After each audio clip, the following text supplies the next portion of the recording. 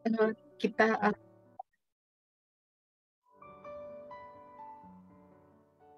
memulai ibadah kita. Kita akan mengambil sikap teduh sejenak untuk mempersiapkan hati kita.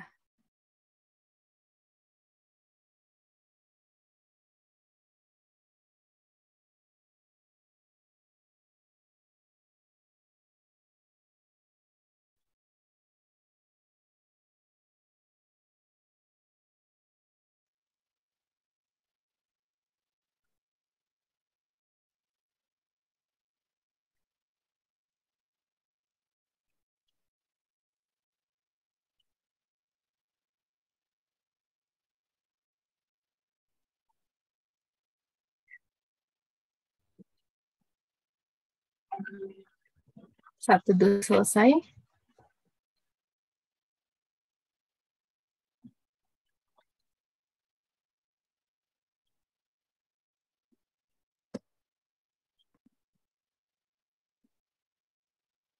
kita satukan hati kita, kita berdoa. Terima kasih Tuhan, terima kasih Yesus, terima kasih Roh Kudus buat penyertaan dan kesetiaan Tuhan dalam kehidupan kami. Terima kasih atas nafas kehidupan dan waktu yang Tuhan percayakan kepada kami sehingga kami dapat berkumpul dan melakukan persekutuan kompak kami saat ini.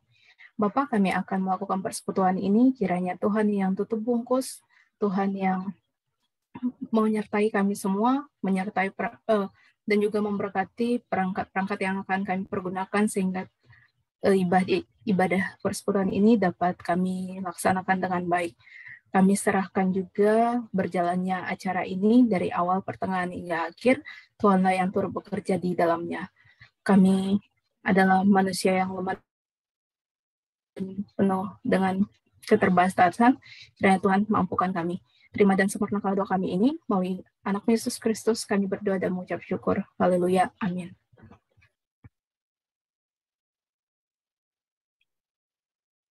Selamat hari Minggu semuanya. Apa kabar hari ini? Berharap kita semua dalam keadaan yang baik dan juga sehat pastinya. Sungguh bersuka cita sekali kita bisa berkumpul kembali dengan teman-teman dan juga Ibu Pendeta juga penatua kita yang bisa bergabung di persekutuan kompak ini. Hari ini kita bisa bersama-sama memuji dan memuliakan Tuhan dengan hati yang bergembira dan penuh syukur. Mari kita sama-sama memuji Tuhan dengan menyanyikan lagu Seluruh Dunia Hai Nyanyikanlah dari NKB 5 ayat yang pertama dan kedua.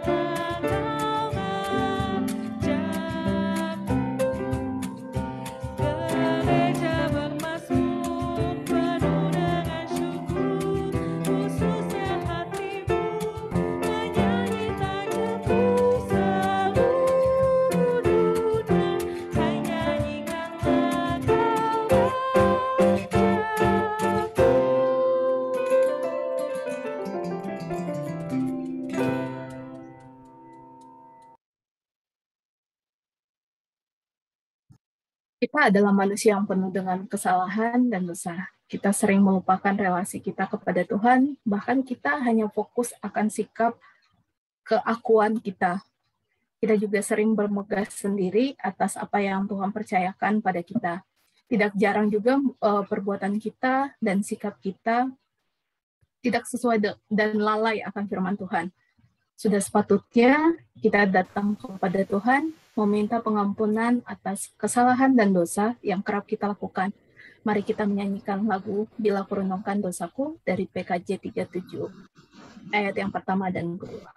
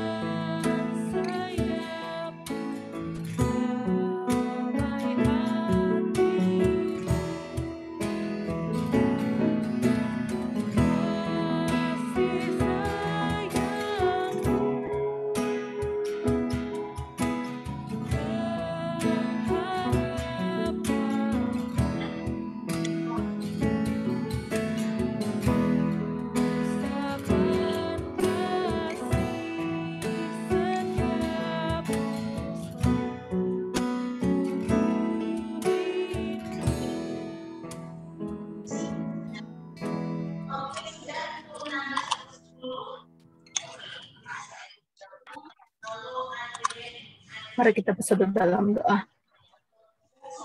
Benar ya Bapa, kasih sayang-Mu lah yang senantiasa menaungi kehidupan kami. Kami adalah manusia yang sering lalai akan perintah firman Tuhan juga. kami sering mengabaikan perkataan Tuhan dalam keseharian kami. Kini kami datang untuk mengaku dosa dan pelanggaran yang kami lakukan. Kiranya Tuhan ampunkan kami, Tuhan layakkan kami, dan Tuhanlah yang senantiasa mengajar kami untuk menjadi anak-anak yang lebih taat lagi kepada Tuhan. Tuhan yang bantu kami untuk keluar dari setiap belenggu kehidupan kami. Kami serahkan seluruhnya hanya ke dalam tangan Tuhan.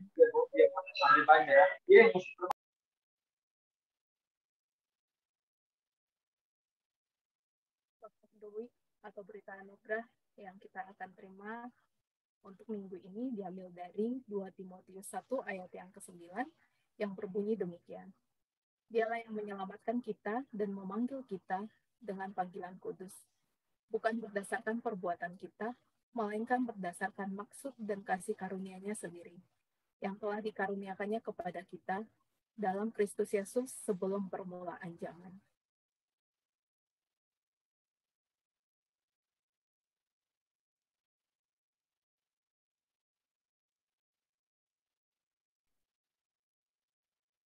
Firman Tuhan itu memang bermanfaat dan mengajar, menyatakan kesalahan, memperbaiki kelakuan, dan mendidik orang dalam kebenaran.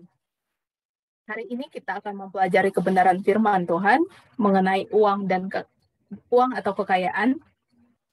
Topik ini mungkin sering menjadi pembahasan di kalangan muda, tapi tidak jarang juga uang dan kekayaan ini membuat kita lalai untuk melakukan apa yang Tuhan inginkan melalui kehidupan kita.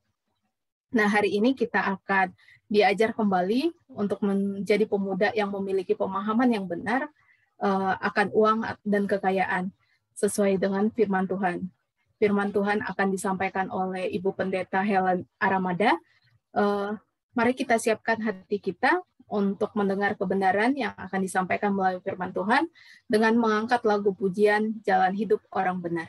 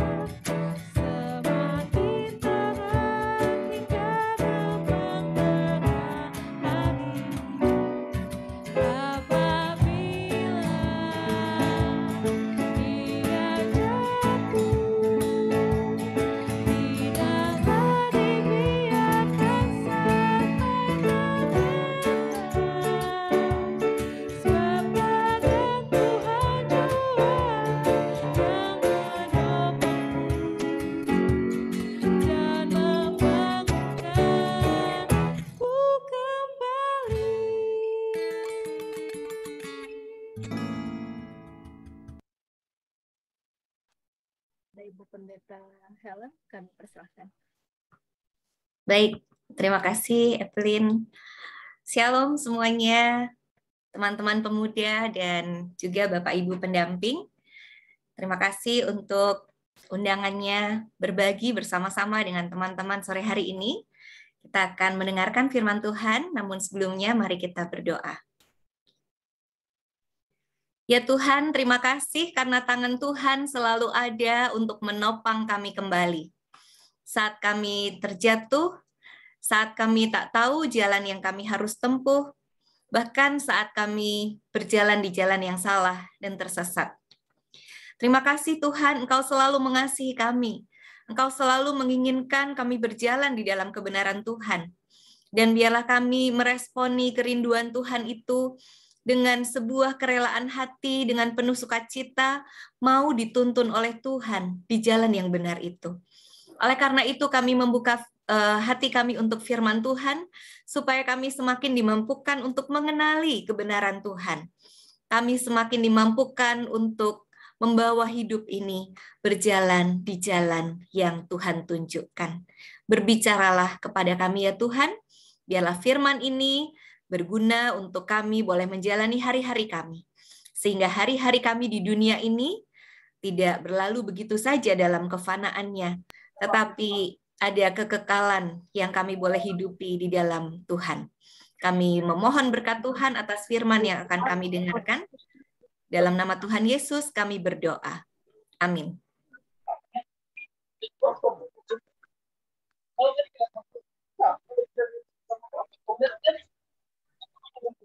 Untuk host, bolehkah di off? Ya, saya izin share screen ya teman-teman ya. Tema sore hari ini menarik sekali ya teman-teman, tentang bagaimana orang itu begitu rupa bersemangat mengejar uang, ya, money hunger. Oke.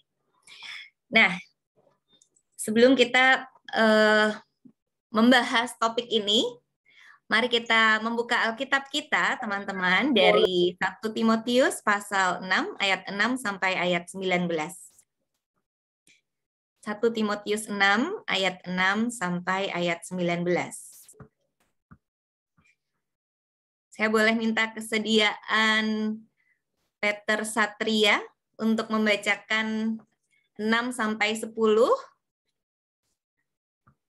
Kemudian Eunike Bunga 11 sampai 15. Kemudian siapa lagi ya?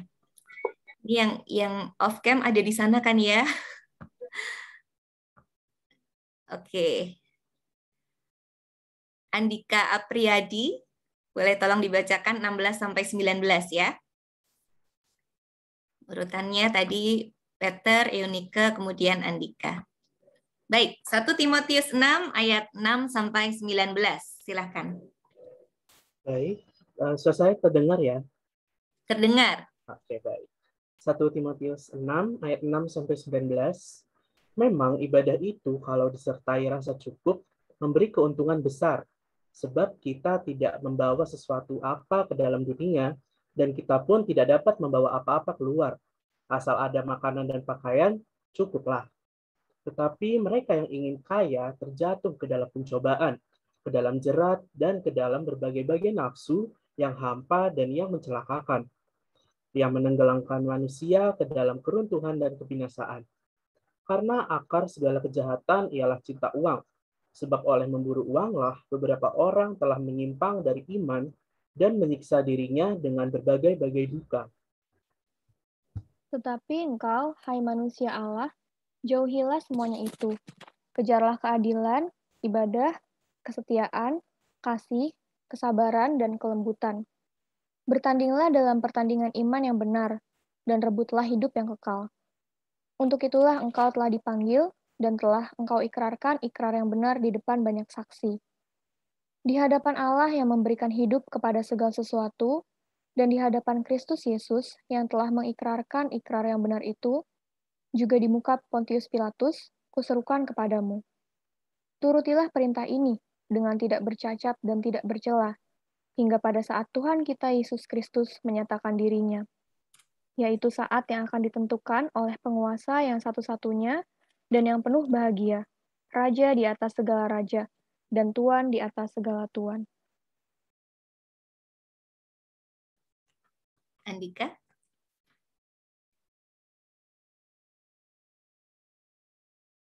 Oke, digantikan Evelyn. Ayat yang ke-16. Dialah satu-satunya yang tidak takluk kepada maut, bersemayam dalam terang yang tidak terhampiri. Seorang pun tak pernah melihat dia, dan memang manusia tidak pernah melihat dia. Baginya lah hormat dan kuasa yang kekal. Amin. Peringatkanlah kepada orang-orang kaya di dunia ini, agar mereka jangan tinggi hati dan jangan berharap pada sesuatu yang tak tentu seperti kekayaan, melainkan pada Allah yang dalam kekayaannya memberikan kepada kita segala sesuatu untuk dinikmati. Peringatkanlah agar mereka itu berbuat baik, menjadi kaya dalam kebajikan, suka memberi dan membagi. Dan dengan demikian mengumpulkan suatu harta sebagai dasar yang baik bagi dirinya di waktu yang akan datang untuk mencapai hidup yang sebenarnya. Demikianlah firman Tuhan. Ya, terima kasih. Terima kasih teman-teman yang sudah membantu membacakan, dan bagus banget ya lektor-lektor yang baik nih untuk baca Alkitab. Terima kasih sudah membacakan bagian ini. Nah, teman-teman, kita akan masuk dari realita kehidupan zaman sekarang ya, di mana orang-orang itu mengejar mendapatkan uang yang sebanyak-banyaknya dan dalam waktu yang sesingkat-singkatnya. Ya, ada begitu banyak fenomena zaman sekarang, bahkan anak-anak muda sudah mulai ikut mencoba macam-macam cara yang ditawarkan di internet ya, dengan begitu banyak metode dari penggandaan uang itu. Karena apa? Karena penasaran, kok katanya ada yang berhasil. Kalau begitu saya juga punya peluang untuk berhasil. Saya juga mau coba, nanti kalau kaya kan enak. Wah, siapa yang tidak mau kaya? Kalau dilihat di dalam realita kehidupan kita, uang itu memang diperlukan. Ya kan, kalau tidak punya uang ya mau makan apa, mau tinggal di mana, sekolahnya, kuliahnya bagaimana. Faktanya orang hidup ya memang memerlukan uang untuk memenuhi kebutuhan kehidupannya ya. Belum lagi kalau teman-teman pemuda sudah mikirin menjalin kasih begitu ya, ya masa nggak ada uang, nanti bagaimana mau jalan bareng dan sebagainya. Dan kebutuhan akan uang itu yang kemudian bisa disikapi dengan berbagai macam sikap begitu ya. Ada orang yang menyikapinya dengan bijaksana, oke, saya butuh uang, saya mengakui itu, tetapi uang bukan segala-galanya. Nah, itu yang bijaksana ya. Tapi ada juga yang kurang bijaksana yang mengatakan selagi saya masih punya kesempatan untuk mencari uang, saya akan cari sebanyak mungkin uang. Sehingga seolah-olah uang itu menjadi segala-galanya yang menjadi sumber bahagia dan sumber jaminan hidupnya. Nah, ada juga yang kemudian menghambur-hamburkan uang ya. Karena saya punya hari ini ya saya nikmatin dong hari ini. Besok belum tentu punya lagi ya biarin aja. Kesusahan besok buat besok gitu ya, pakai kutip ayat Alkitab segala macam. Tapi bagaimana dengan tema ini? Money hunger. Bagaimana kita melihat keinginan itu loh, keinginan yang selalu pengen dapat lebih banyak lagi, yang ternyata teman-teman keinginan itu bisa menjadi sebuah jerat bagi kita tanpa kita sadari ya. Sebuah jerat itu kan bahaya. Tapi menjadi lebih bahaya kalau jerat itu kita nggak sadari dan nggak rasakan.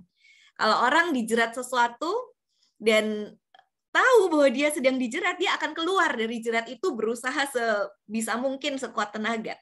Tetapi kalau dia dijerat dan dia nggak tahu dia sedang dijerat, teman-teman, lama-kelamaan dia akan terbiasa dengan itu, tidak merasa dia harus keluar dari situ, tahu-tahu sudah terlanjur ya, sudah terlalu parah masuk di sana dan terlalu sulit untuk diangkat karena dia sendiri menikmati itu. Nah, apa sih penyebabnya sehingga orang-orang itu gampang banget pengen dapetin uang yang sebanyak-banyaknya seolah menjadi satu-satunya tujuan hidup ya. Ada penyebab dari dalam, teman-teman. Penyebab dari dalam antara lain, orang itu kan tidak mudah merasa puas ya. Kita ini cenderung tidak mudah merasa puas. Selalu pengennya tuh dapat lebih, dapat lebih. Oke, sekarang dapat dalam jumlah yang besar, senang banget rasanya. Bersyukur sekali. Tapi habis gitu pengen lagi yang berikutnya, pengen lagi yang berikutnya. Rasa selalu tidak puas ini sebetulnya perlu dilatih. Dengan apa, teman-teman? Dengan pengendalian diri, ya, sehingga kita tidak menjadi terjerat tadi. Faktor dari dalam ada rasa tidak puas. Ada keinginan untuk eksis. Nah, kayak gambar ini kan, dihitung dulu nih. Tas belanja kamu udah berapa? Aduh, saya baru 1, nggak mau kalah dong. Masuk lagi, beli lagi, dan seterusnya sampai akhirnya, wah, merasa bangga, saya nggak kalah loh belanjanya dari kamu. Apalagi kalau di tas-tas itu ada merek-merek yang dibanggakan gitu, rasanya lebih eksis, lebih bisa membanggakan nih loh, aku bisa beli ini gitu. Tapi apa gunanya sih kayak begitu ya? Tetapi keinginan untuk eksis dalam hal itu tuh ada, teman-teman. Sehingga apa? Mau nggak mau harus punya duit. Gimana kalau nggak punya duit? Saya nggak bisa belanja kayak begitu. Gimana mau bisa banggain diri saya dengan teman-teman saya yang suka belanja kalau saya nggak punya uang untuk belanja gitu ya. Nah, mungkin 2 tahunan ini tidak terlalu kelihatan hal ini karena mungkin kita nggak banyak hangout seperti biasanya ya, karena kita disuruh di rumah aja begitu. Tetapi tidak kalah sadisnya sebetulnya belanja di online ya. Nah, kemudian juga ada faktor dari luar, persaingan.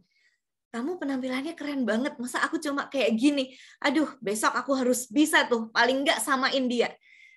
Kalaupun bisa, mau lebih bagus dari dia. Gengsinya itu cenderung besar karena apa? Karena faktor dari luar itu mempengaruhi untuk bersaing. Kalau kita berada di antara orang-orang yang semuanya sederhana banget penampilannya, kita nggak akan jor-joran gitu ya. Kita nggak akan merasa saya harus banget tampil keren dan serba trendy. Tetapi kalau teman-teman kita sudah menampakkan itu, aduh kayaknya malu banget nih kalau gue enggak gitu ya. Ada rasa ingin diakui, pengen mengaktualisasikan diri dengan, nih loh, aku juga bisa nih gitu. Atau godaan tren di mana-mana yang serba sale pula.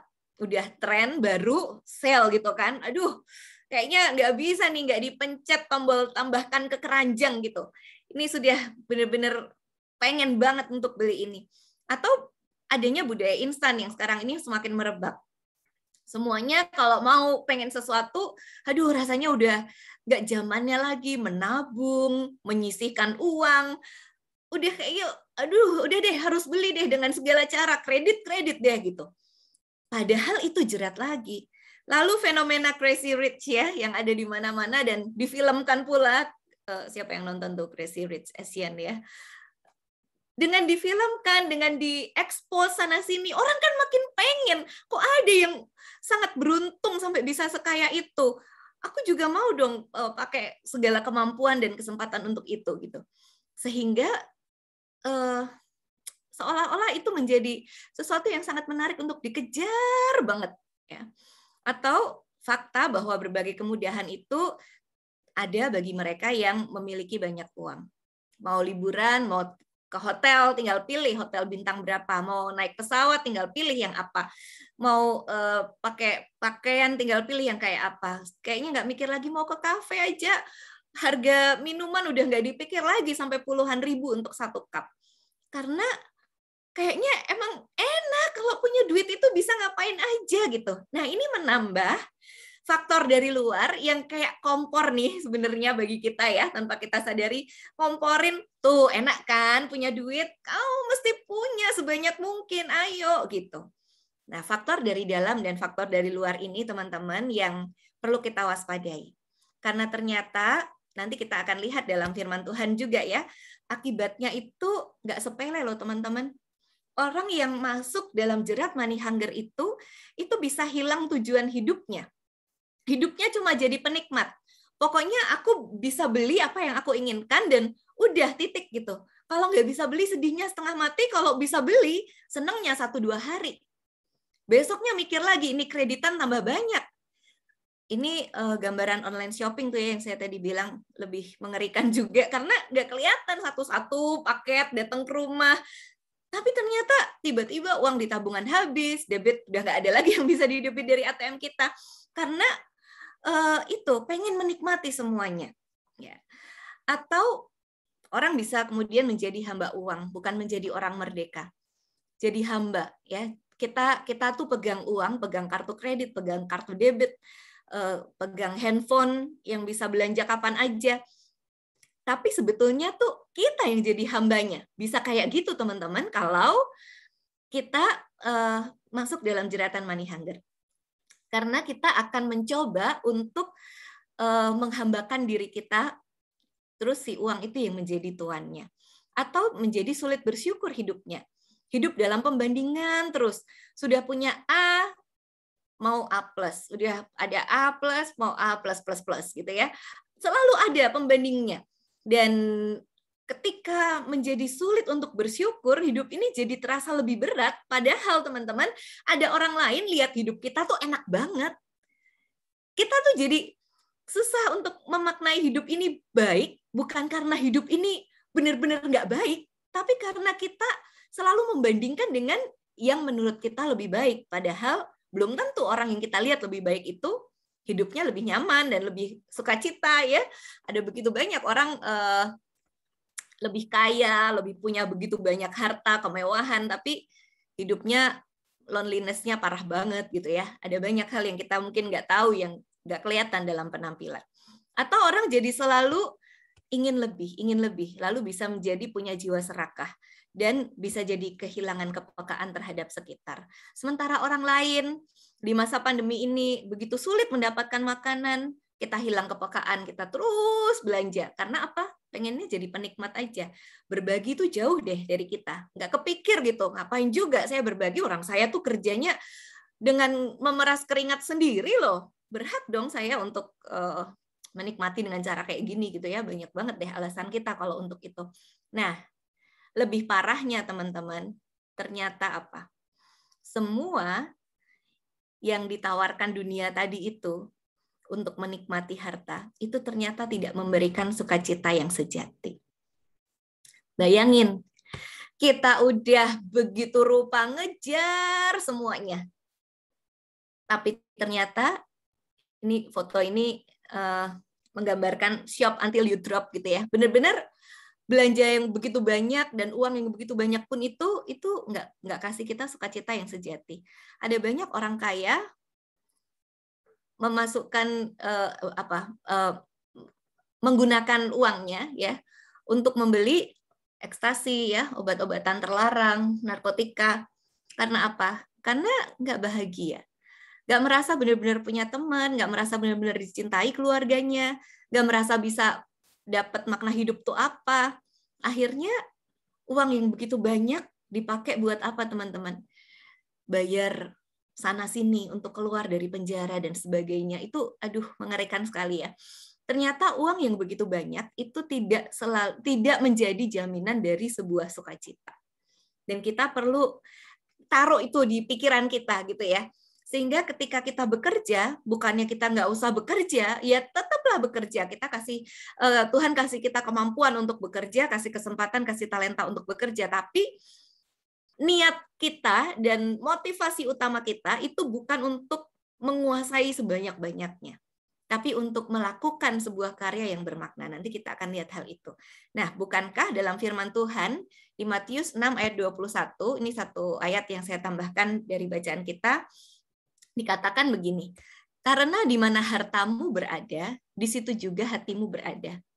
Dan itu tuh kita mau pakai contoh apa aja tuh bisa benar teman-teman ya.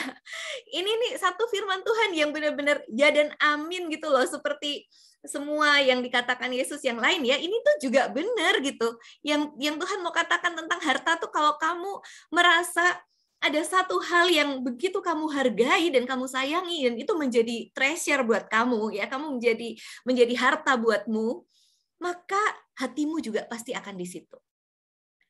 Kalau yang terpenting buat kita adalah prestasi sekolah atau kuliah kita.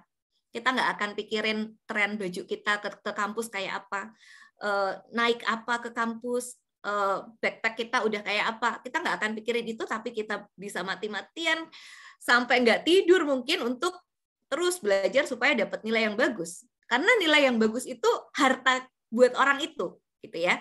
Karena nilai yang bagus itu yang betul-betul dia perjuangkan, sesuatu yang sangat berharga. Nah, orang bisa korbanin semuanya tanpa mempedulikan hal yang lain. Kalau orang begitu mencintai uangnya, ya kayak gitu juga. Atau begitu terlekat hatinya pada harta, maka kayak gitu juga teman-teman. Bagaimanapun ceritanya, pokoknya gue mesti dapat itu gitu. Dan dia bisa mengorbankan relasi, dia bisa mengorbankan sahabatnya sendiri, dia bisa mengorbankan orang tuanya dan sebagainya ya, dalam arti tidak didengerin lah nasihatnya atau nggak nurutin sesuatu permintaan orang tua dan sebagainya. Karena apa? Karena hatinya di harta ini. Pokoknya aku harus dapetin. Nah, ternyata kalau hati kita itu terpaut pada harta, sekarang pertanyaannya apa sih yang jadi harta terindah teman-teman dalam hidup ini sebagai pemuda? Apa harta terindah buat kita? Apakah itu sesuatu yang fana, yang cepat bisa hilang gitu ya? Cepat habis, atau sesuatu yang bernilai kekal. Sebab harta itu memang bisa mengalihkan pandangan kita dari Tuhan, teman-teman. Hati-hati banget. Dan dari kebenaran. Kalau dalam hal ini, jadi harta itu tuannya dan kita yang menjadi hambanya. Tapi juga harta itu bisa digunakan untuk memuliakan Tuhan. Di mana hidup kita tidak bergantung pada harta, kita bergantung kepada Tuhan, karena harta itu hambanya dan kita tuannya. Nah, kita ada di sisi yang mana? Mana yang lebih sering terjadi dengan kehidupan kita? Apakah kita yang menjadi hamba uang dan hamba harta, ataukah kita yang bisa menjadi seorang tuan dan penata layan yang baik dari harta yang Tuhan percayakan? Nah, ini sebuah pertanyaan bagi kita, teman-teman. Kita akan masuk dalam bacaan 1 Timotius tadi. Maaf, sebentar ya.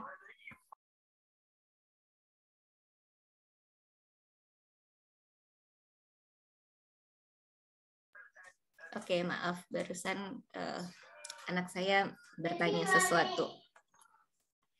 Ya, pertanyaannya adalah, di tengah dunia yang mengagungkan harta, yang begitu rupa memuja harta sampai kayak begitu, ya, sulitkah bagi kita untuk hidup saleh, teman-teman? Kenapa kita bahas kesalehan?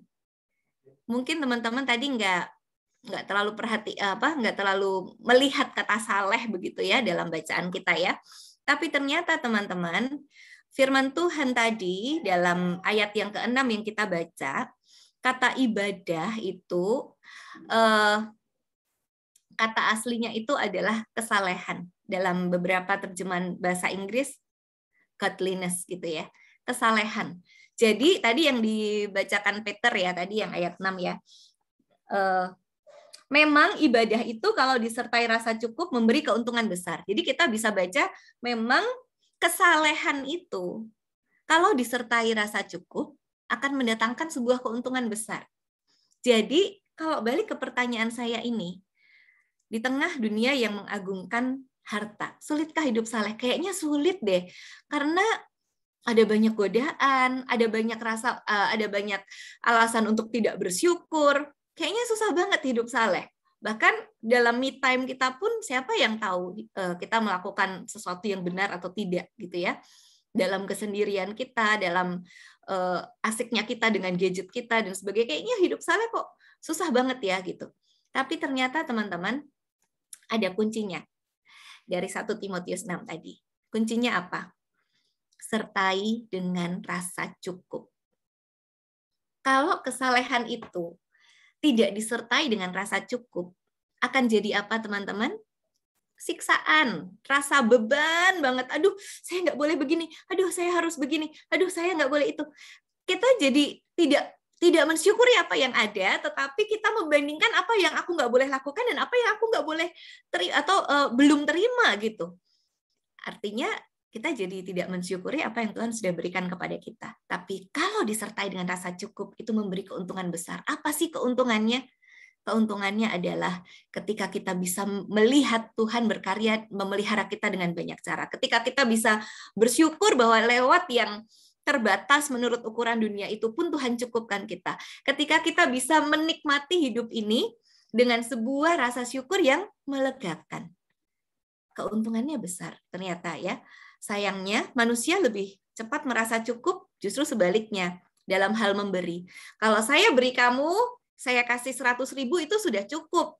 Kalau saya kasih kamu roti separuh itu udah cukup. Kalau saya kasih kamu pakaian yang pantas pakai itu udah cukup gitu.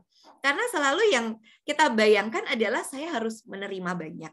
Tapi untuk memberi banyak, tunggu dulu. Sedikit aja udah cukup. Nah, itu kebalik, teman-teman. Cukup dalam hal ini bukan berarti jadi nggak ada usaha dalam hidup. Tapi belajar menikmati hidup dari sudut pandang sang pencipta kita. Jadi nggak salah melihat dan memaknai kehidupan, gitu ya. Nah, pertanyaannya adalah mengapa rasa cukup? Bukankah cukup itu relatif? Teman-teman, bisakah kita mengukur cukup? Mungkin kita bilang nggak bisa ya ukur cukup ya. Apa yang saya bilang cukup baik, mungkin buat teman-teman, aduh itu nggak ada bagus-bagusnya gitu. Atau sebaliknya, apa yang saya bilang bagus, menurut teman-teman, oh, itu bagus banget lagi Bu, gitu ya. Apa gitu? Ukuran cukup tuh apa? Nah, memang kalau dibandingkan satu dengan yang lain, orang rasanya sulit untuk mencari cukup itu di mana batasnya. Tapi teman-teman ingat, Tuhan kasih kita kemampuan untuk merasa cukup. Bayangin teman-teman makan. Apa deh yang teman-teman suka banget? Makanan Jepang atau apa gitu ya, yang mungkin yang kalian suka banget gitu, favorit banget lah. Nah, dikasih 4 porsi. Teman-teman mulai ngabisin nih, 1 porsi. Wah, enak banget. Porsi kedua, baru habis setengah udah kenyang. Aduh, enak sih, tapi kenyang banget. Gak mau tahu, habisin 4 porsi. Wah, bisa kita malah merasa ini ya, nggak pengen makan lagi gitu berikutnya mungkin ya. Karena jadi enak gitu. Kita dikasih rasa cukup kan? Kita bisa ngerasain sendiri kalau kita makan, oke, segini ini udah cukup nih gitu. Oke, itu memang enak, tapi ntar lagi untuk makan yang berikutnya. Karena sekarang udah cukup. Teman-teman, kalau capek banget ya, kita mesti lihat ya, orang tuh, aduh kalau bisa tidur jam segini nih kayaknya enak banget. Saya masih harus lembur, ini belum selesai, itu belum selesai. Kita pengen banget tidur. Begitu kalian dapat kesempatan untuk tidur, tidurnya sampai berhari-hari, kan nggak enak juga tuh. Berapa waktu yang lalu saya terpapar virus corona juga. Isoman 21 hari. Nggak enak teman-teman. Karena ya itu ya, tubuh itu juga punya batasan untuk tidur itu juga, atau untuk rebahan itu pun nggak bisa terlalu lama. Nah, untuk sesuatu itu bagi kita sebetulnya ada rasa cukup. Sebetulnya kita sendiri yang bisa mengukur rasa cukup itu, juga termasuk untuk dalam hal ini harta, begitu ya. Apa sih yang kita bisa rasakan? Kalau saya dapat dari Tuhan, apakah saya juga sudah pakai sebagian untuk menolong orang lain? Karena saya cukup. Karena saya dengan apa yang saya sudah bisa berbagi dengan orang lain pun, Tuhan masih pelihara saya. Dan ketika kita mencoba berbagi, teman-teman, balik lagi ke sini. Kesalehan jika disertai dengan rasa cukup memberi keuntungan besar. Saat kita memberi, jangan pikir rugi. Senang kalau kita bisa memberi. Kalau kita bisa menikmati sesuatu, kita nikmati sendiri, senangnya 1-2 hari. Tapi kalau kita nikmati bersama dengan orang lain, ya, ada kenangan, ada rasa sukacita yang nggak hilang-hilang, teman-teman. Itu ya, sukacita itu yang nggak terbeli. Nah, di sini dikatakan sebab kita tidak membawa sesuatu apapun ke dalam dunia dan tidak membawa apa-apa keluar. Jadi yang kita miliki itu mau berapa M pun, atau T lagi ya, bukan M lagi, tapi udah T, itu nggak kita bawa kemana-mana juga gitu. Saat kita keluar dari dunia, kita nggak bisa bawa apapun juga. Tetapi saat kita dipercayai sekarang seberapapun yang ada, apakah kita bisa punya karunia menikmatinya? Tuhan ingin kita bukan hanya mencari, tapi kita menikmati, dan menikmati itu dengan sesama. Ya, asal ada makanan, pakaian cukup, tapi ini bukan sebuah batas untuk berhenti berusaha, bukan batas untuk menurunkan motivasi kita ya. Saya sudah bekerja, makan bisa, tempat tinggal bisa, pakaian ada, bisa berlibur pula, udahlah nggak usah terlalu ngoyo kerjanya, karena kan Alkitab bilang asal ada makanan pakaian cukup, udahlah saya udah lebih dari cukup. Bukan itu juga teman-teman, tetapi ketika kita bisa lebih melakukan dengan bertanggung jawab talenta yang Tuhan percayakan pada kita, ingat juga untuk berbagi jadi berkat. Itu tentang kesalehan hidupmu. Ya, jadi ini mengatasi money hunger teman-teman. Bagaimana supaya kita tidak serakah dengan rasa cukup untuk diri sendiri, tetapi keinginan untuk selalu berbagi itu yang justru ditambah. Jadi nggak kebalik ya. Nah, yang kedua teman-teman, sebuah peringatan. Waspadalah karena ada dua hal yang sangat berbahaya yang dikatakan oleh Paulus dalam surat pada Timotius tadi, yaitu ingin kaya dan cinta uang. Dan ternyata keinginan ini ada di mana-mana. Ayat 9. Tapi mereka yang ingin kaya terjatuh dalam pencobaan. Lalu ada dua kata yang saya beri warna kuning ya. Itu mencelakakan dan menenggelamkan manusia dalam keruntuhan dan kebinasaan. Jadi keinginan untuk kaya itu sebenarnya kalau itu netral ya, artinya saya ingin bisa lebih mendapatkan ini karena saya punya rencana ini, dan itu bukan karena egois ya. Kita pengen jadi berkat, kita pengen kasih lapangan pekerjaan yang lebih baik buat orang lain dan sebagainya. Itu tentu tidak salah gitu. Dan kita pun tidak terjerat dalam keinginan kaya itu sendiri. Itu bukan menjadi satu-satunya tujuan hidup kita. Itu nggak salah gitu ya, karena kita punya planning untuk mengembangkan diri dan menolong orang. Tapi kalau ingin kaya itu menjadi drive, menjadi setiran dalam pikiran dan hidup kita teman-teman, itu yang bisa mencelakakan dan menenggelamkan kita tanpa kita sadari. Tahu-tahu kita sudah semakin jauh dari Tuhan ya. Ini gambar ini ya, sebelum Tuhan Yesus ditangkap. Dengan mencium Tuhan Yesus, Yudas mau kasih tahu ini loh, tangkap dia, terus dia dapat duit gitu kan. Nah, seringkali akar dari segala kejahatan itu adalah cinta uang. Dan untuk itu cinta uang dan keinginan kaya yang ngedrive pikiran kita itu bisa menciptakan jarak kita dengan Tuhan dan sesama. Jadi bisa menciptakan jarak antara kita dengan Tuhan dan sesama gitu ya. Jadi dengan keinginan banget untuk kaya, dengan cinta uang banget, jadi uang ini yang utama, yang lebih dipertahankan daripada relasi dan perasaan orang, sehingga bahkan waktu doa juga nggak peduli lagi, waktu persekutuan udah nggak dipikirin lagi, karena fokusnya di situ.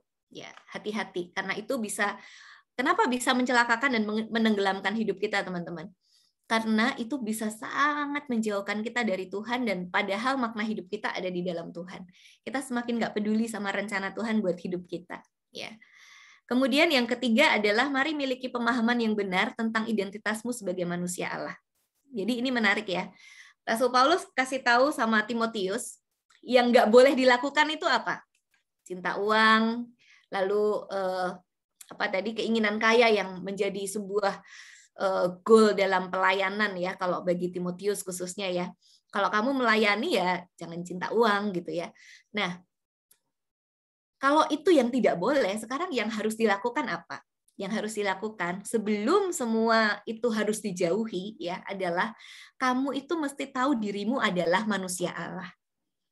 Manusia Allah ini apa? Manusia Allah adalah orang-orang yang walaupun hidupnya di dunia, dia tidak berasal dari dunia tapi berasal dari Allah. Jadi kita diajak untuk menyadari diri kita siapa supaya tidak terlarut dalam apa yang menjadi arus dunia ini yang membinasakan dan menjerat tadi. Tetapi engkau, hai manusia Allah, jauhilah semua itu, cinta uang dan keinginan kaya yang menjadi utama. Jauhi itu, tapi kejarlah keadilan, ibadah tadi sekali lagi di sini dipakai kata kesalehan sebetulnya ya.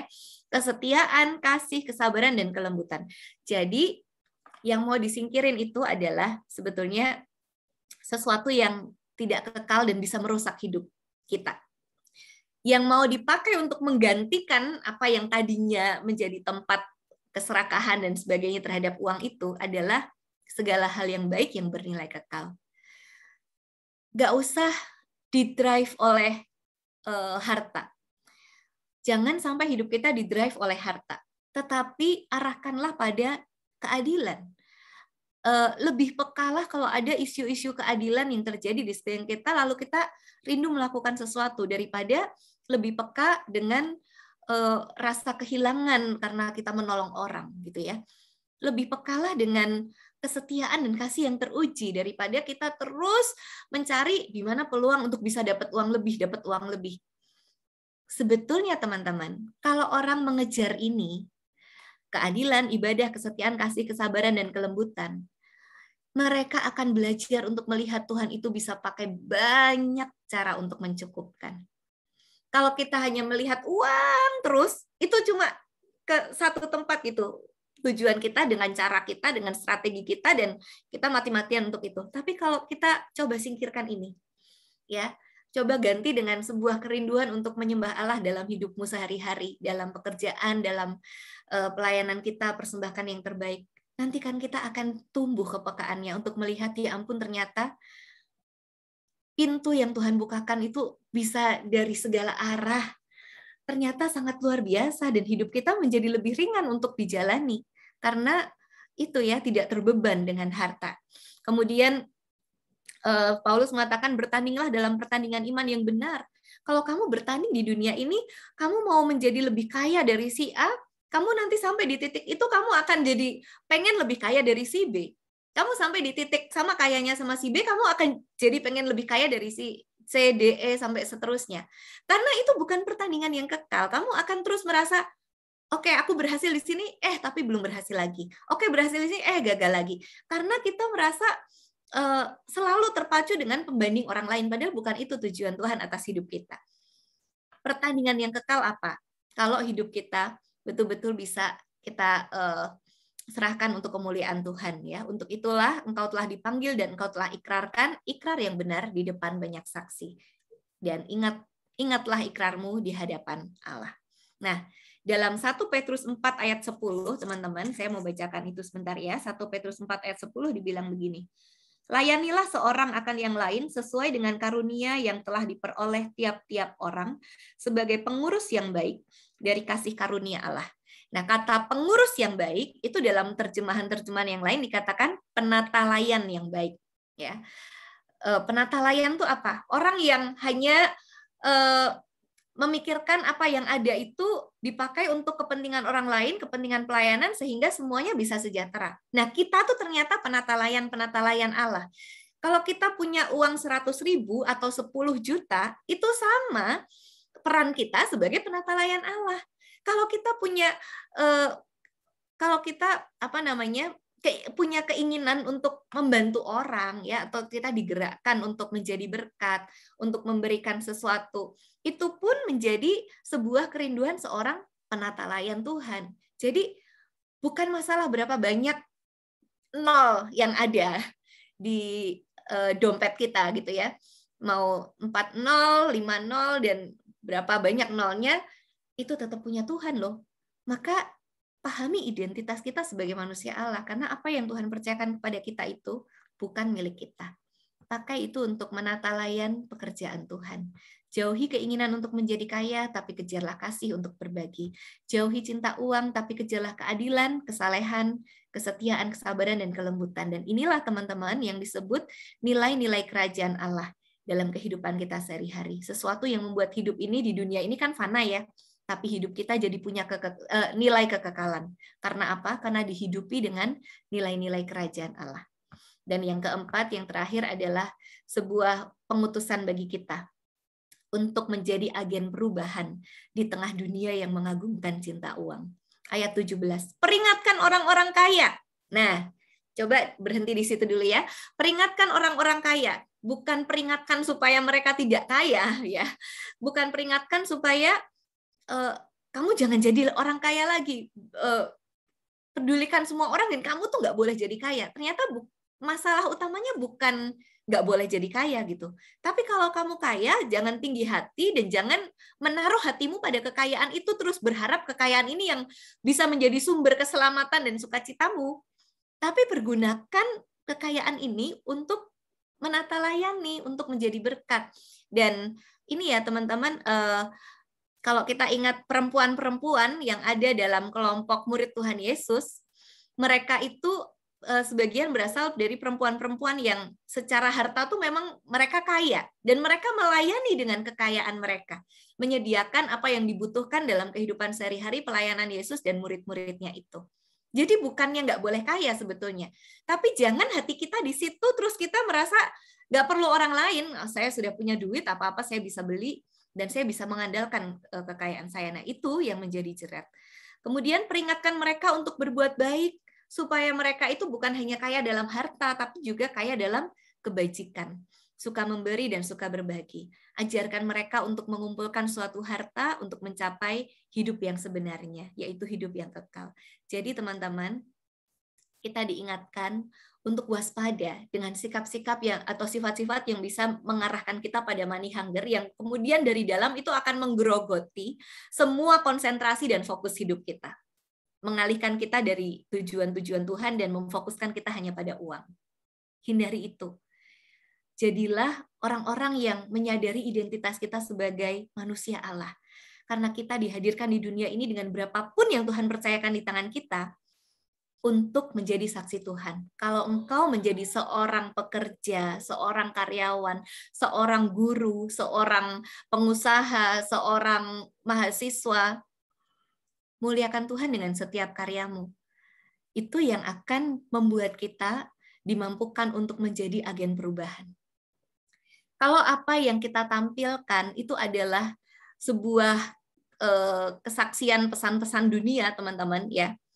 Kita menampilkan segala kemewahan sambil kita juga cuek sama orang lain yang ada di sekitar kita, kita kehilangan kepekaan dan kita menganggap mereka rendah. Bayangin, orang lain akan lihat kita seperti apa ya? Oh, itu toh orang Kristen. Tetapi ketika kita menjadi manusia Allah ya, mengetahui identitas kita itu adalah milik Allah, maka kita akan belajar bertanggung jawab. Seberapapun dunia ini menawarkan kepada kita cara-cara yang sangat mudah yang membuat kita terjebak dengan semua itu, teman-teman, kita akan dimampukan untuk mengatakan, I am enough. Bersama dengan Tuhan, aku cukup, bahkan lebih dari cukup. Bersama dengan Tuhan akan kunikmati hidup ini untuk tidak menjadi hamba uang. Bersama dengan Tuhan, kalau Tuhan percayakan uang kepadaku, aku akan mengelolanya dengan penuh tanggung jawab dan tak lupa jadi berkat. Dengan semua itu, teman-teman, kita menjadi kitab-kitab yang terbuka. Bukan semakin membawa orang bertanya-tanya tentang kasih Kristus, tetapi melalui kata dan tindakan kita, disitulah kita menuntun sesama untuk berjumpa dengan kasih Tuhan. Untuk belajar hidup dalam rasa cukup, untuk belajar bersyukur dan berbagi. Hari-hari ini ada begitu banyak orang yang memang sulit untuk bersyukur loh, teman-teman. Apalagi di tengah usaha yang mulai pada tutup ya, segala sesuatu yang makin sulit, kayaknya makin susah untuk bersyukur, apalagi untuk berbagi. Tapi kalau kita hadir bagi seseorang dan kita betul-betul dengan tulus, kita masih bisa bersyukur, kita masih bisa peduli dengan berbagi seberapapun itu, teman-teman. Itu tuh khotbahmu gitu. Itu khotbah kita tuh kepada orang di sekitar kita. Bahwa ini loh Tuhan Yesus yang mengasihiku itu memampukan aku menjadi berkat kayak gini. Mereka akan bukan hanya terinspirasi ya, tetapi merasa, oh ini sapaan kasih Tuhan. Dan bukankah itu yang menjadi kerinduan Tuhan, teman-teman ya, untuk kita boleh jadi saksinya. Oke.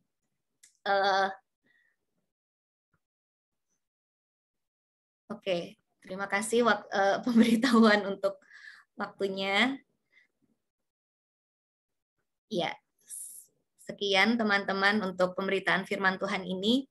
Kita akan membawa ini dalam kehidupan kita sehari-hari untuk bisa kita hidupi ya. Bahwa mungkin saja ada begitu banyak hal yang membuat kita tertarik dalam jeratan itu begitu. Tetapi Tuhan kita itu adalah sumber dari segala berkat. Memiliki Tuhan dalam hidup kita itu jauh lebih berharga dari memiliki apa yang ada di dunia. Kiranya Tuhan memberkati kita untuk melakukan firman Tuhan ini. Amin. Kita bersaat hening sejenak untuk merenungkan firman Tuhan.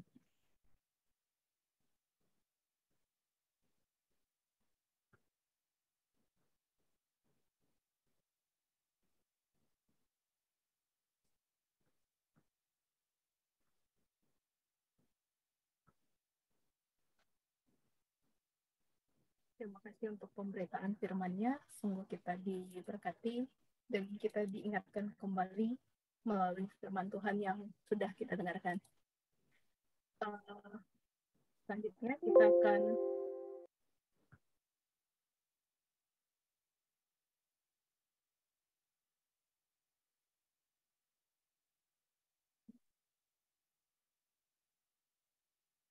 Selanjutnya kita akan mengucapkan selamat ulang tahun buat teman-teman kita yang berulang tahun di beberapa minggu ini.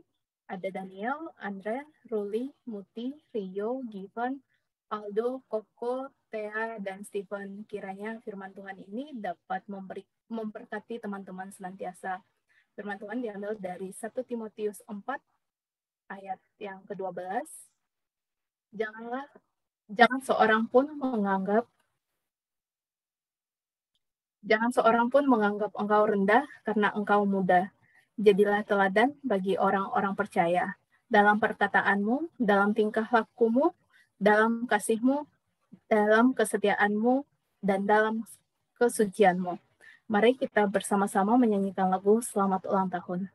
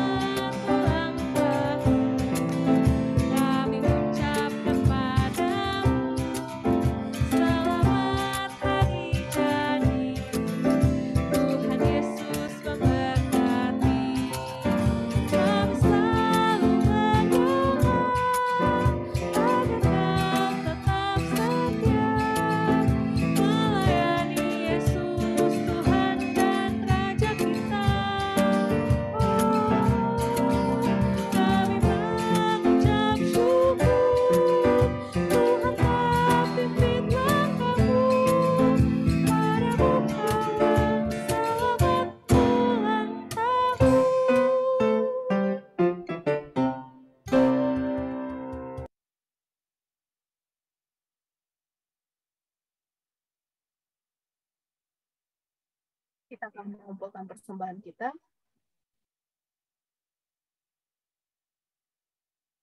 Nah, persembahan diambil dari Mazmur 54 ayat 8.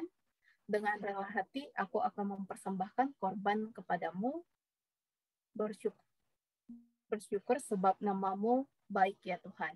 Kita akan mengumpulkan persembahan. Teman-teman dapat men-scan barcode yang ada pada layar dan menambahkan digit 10 di belakang di belakang nilainya.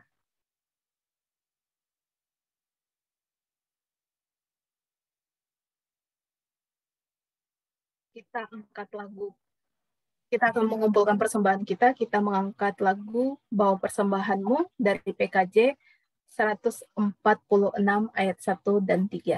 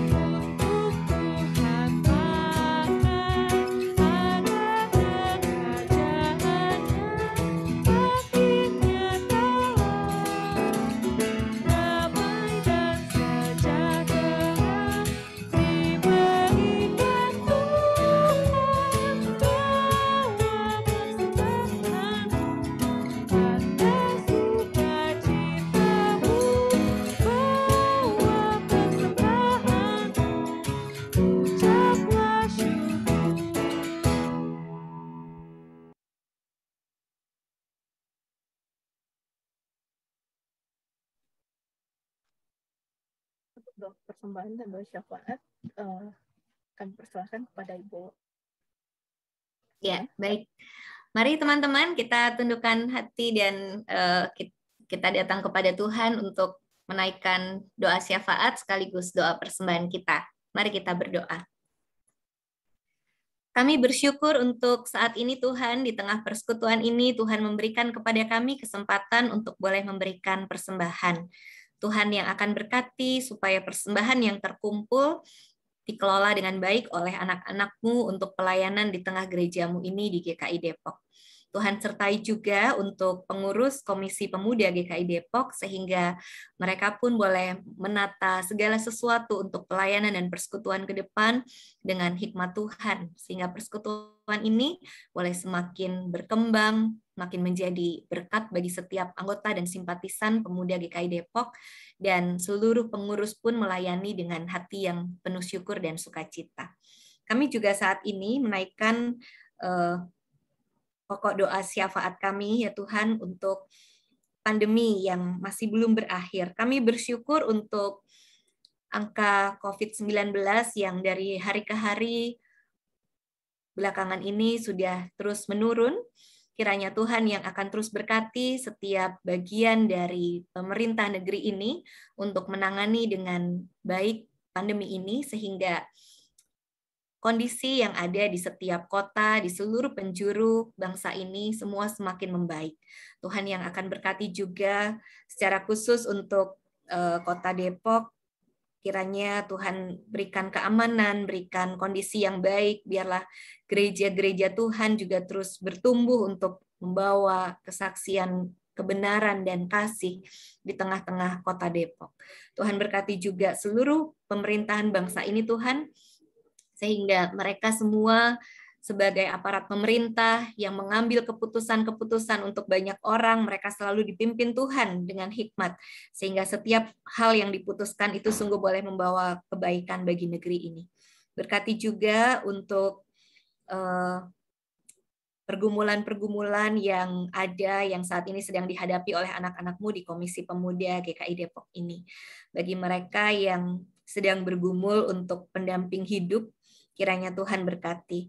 Untuk mereka yang sedang menjalin kasih, biarlah hikmat Tuhan juga beserta untuk boleh saling mengenal dengan begitu banyak cara yang benar di hadapan Tuhan, sehingga pada saatnya mereka boleh memutuskan satu hal yang berkenan di hadapan-Mu. Tuhan yang berikan kerendahan hati untuk boleh saling terbuka dan menerima, sehingga saat-saat menjalin kasih pun menjadi saat yang dipersembahkan kepada Tuhan untuk mereka boleh saling mengenal dan berbagi kasih Tuhan. Kami berdoa bagi mereka yang sedang mencari pendamping untuk menjalin kasih, kiranya Tuhan yang juga akan mempertemukan dengan pasangan yang sepadan. Tuhan yang akan berkati supaya anak-anak-Mu ini boleh menghayati, memaknai masa mudanya terus dalam menggenggam erat tangan Tuhan, sehingga dalam setiap pergumulan, bahkan untuk pendamping hidup pun, mereka boleh terus mengandalkan Tuhan dalam segala hal yang mereka hadapi. Mereka tidak terburu-buru, tetapi juga dengan penuh hikmat Tuhan, mereka mengenali jalan-jalan yang Tuhan bukakan. Kami berdoa untuk mereka yang bergumul juga dengan relasi-relasi di dalam keluarga. Di tengah pandemi ini tentu ada begitu banyak persoalan keluarga yang bisa saja muncul. Kiranya Tuhan juga berkati keluarga-keluarga kami. Tuhan berikan berkat-berkat, Tuhan berikan pemulihan untuk setiap relasi yang mulai retak. Tuhan juga berikan keberanian bagi setiap kami anak-Mu, sehingga kehadiran kami di tengah keluarga menjadi perekat dan bukan peretak, menjadi berkat, menjadi sumber hadirnya kasih Tuhan dan damai Tuhan bagi setiap anggota keluarga kami. Berkati ya Tuhan setiap keluarga kami.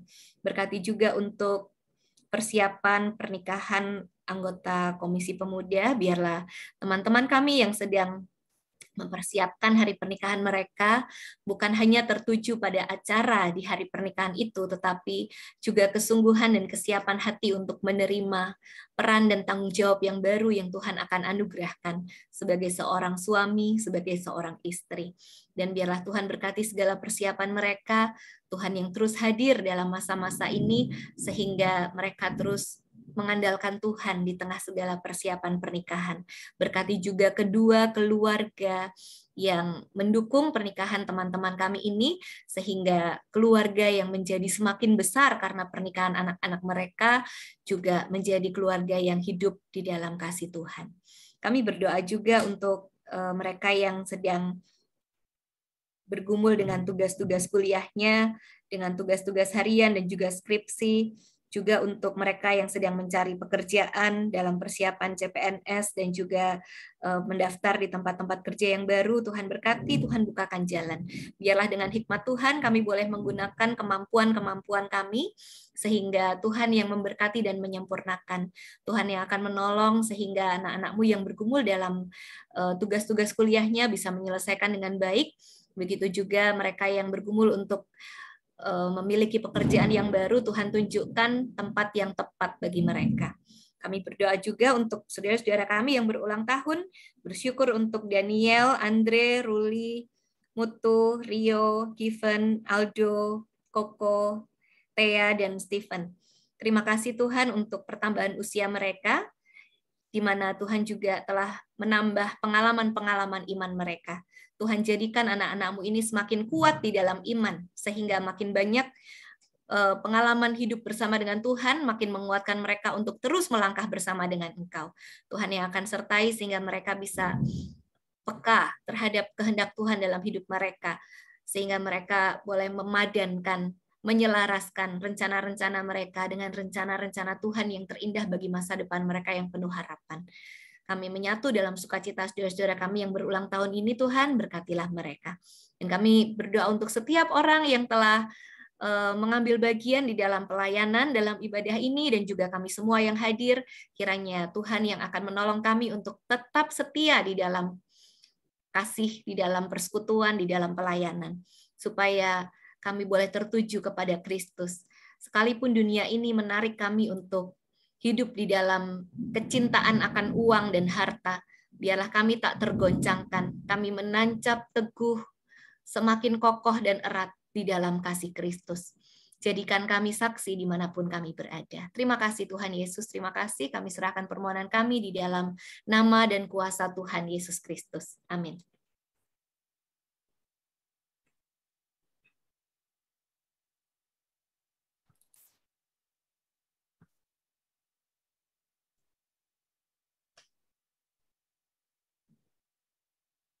Kiranya hidup kita dapat disertai dengan rasa cukup, dan kiranya kita dapat mempergunakan uang atau kekayaan yang Tuhan percayakan untuk kemuliaan Tuhan saja.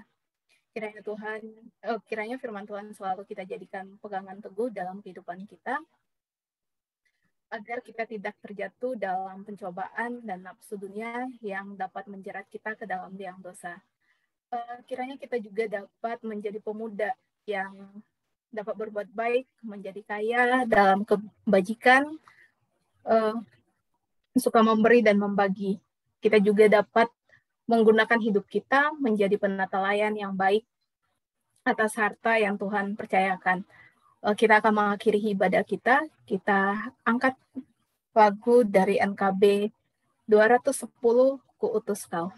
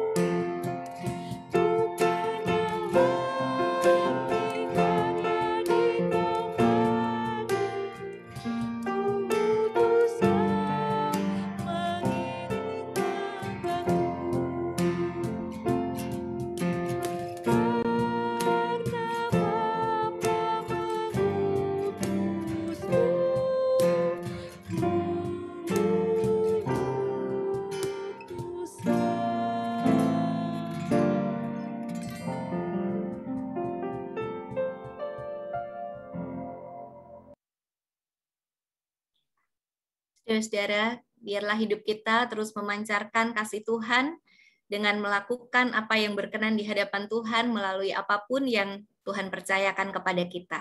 Kiranya hikmat Tuhan menuntun kita. Terimalah berkat-Nya. Kasih karunia dari Allah Bapa, kasih setia Tuhan Yesus Kristus, serta pendampingan Roh Kudus, senantiasa menyertai saudara saat ini sampai selama-lamanya. Amin.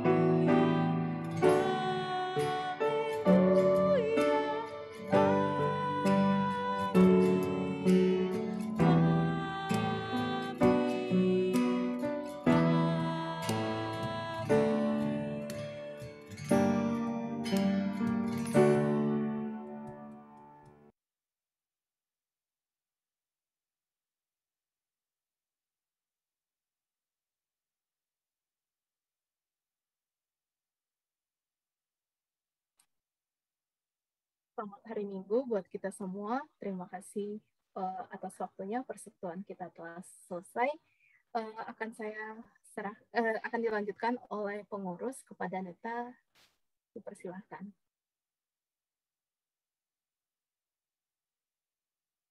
Ya, selamat hari Minggu teman-teman. Terima kasih sebelumnya buat teman-teman yang sudah meluangkan waktu untuk beribadah bersama Komisi Pemuda pada hari ini. Jadi kita akan lanjut ke apresiasi pelayan dulu. Untuk yang pertama, Komisi Pemuda dari pengurus dan jemaat mengucapkan terima kasih kepada Pendeta Helen Aramanda dari GKI Pekalongan karena sudah meluangkan waktu untuk menyampaikan firman Tuhan pada hari ini di Komisi Pemuda GKI Depok. Semoga Ibu Pendeta dan keluarga selalu diberkati di mana pelayanannya berada. Next. Ya, ini adalah pelayan-pelayan pada hari ini. Ada Kak Andika di gitar, ada Luis yang di main kahon, lalu ada Afi di soundter, dan James di piano. Untuk MC-nya hari ini ada Kak Evelyn, terus hostnya ada Kristo, operatornya ada Kak Bagus, dan asernya tadi ada Anes. Terima kasih untuk teman-teman semua yang sudah meluangkan waktu untuk melayani pada hari ini. Semoga kita dapat melayani di kesempatan lain. Next. Oke, ini pameran kegiatan Komisi Pemuda pada bulan depan. Jadi di Minggu 3 Oktober 2021 kita akan melakukan persekutuan online kembali dengan tema Keadilan Allah, Kemurahan atau Kemarahan yang dilayani oleh Pendeta Era dari GKI Gresik. Jamnya masih sama, jam 16 WIB di Zoom. Untuk 17 Oktober 2021, tema kita adalah tinggal dalam kebenaran firman yang akan dilayani oleh Pendeta Manda dan Bel dari GKI Serpong. Ini masih sama jam 4 sore di Zoom. Jadi jangan lupa untuk datang teman-teman. Next. Oke, jadi kita akan foto bersama dulu. Boleh minta tolong untuk di off share screen dulu, mungkin bagus. Oke, jadi ada 2 slide. Teman-teman boleh off kameranya dulu, mungkin sebelum kita foto bersama.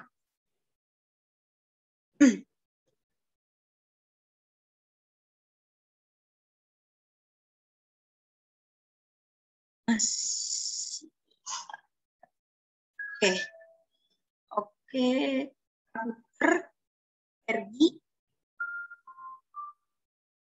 Kak Obi, boleh di kamera dulu mungkin. Ada 2 slide ya teman-teman, ditahan dulu senyumnya. Oh, ini Kak Hana, Kak Berta, sama Kak Fans rame-rame ya. Oke, kita slide pertama dulu sebentar. 1, senyumnya semuanya. 1, 2, 3. Sebentar, dicek dulu masuk atau tidak.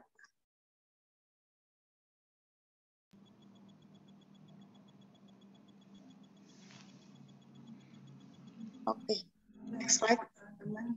Slide 2 masih ditahan dulu senyumnya. 1, 2, 3.